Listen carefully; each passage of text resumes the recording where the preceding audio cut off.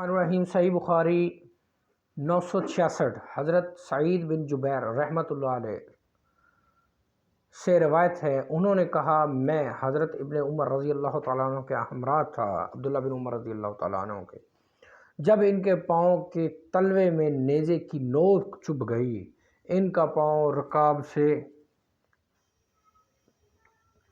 چمٹ گیا، چنانچہ میں نیچے اترا اور اسے پاؤں سے نکالا۔ یہ واقعہ منی کا ہوا تھا۔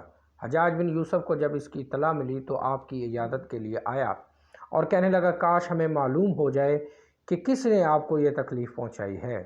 حضرت ابن عمر رضی اللہ تعالیٰ نے جواب دیا کہ تو نے خود ہی مجھے تکلیف پہنچائی ہے۔ اس نے کہا ایسا کیوں کر ہو سکتا ہے؟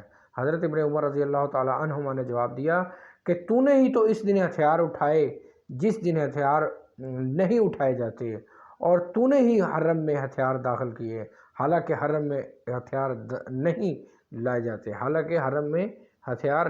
جاتے، صحیح بخاری حدیث نمبر 966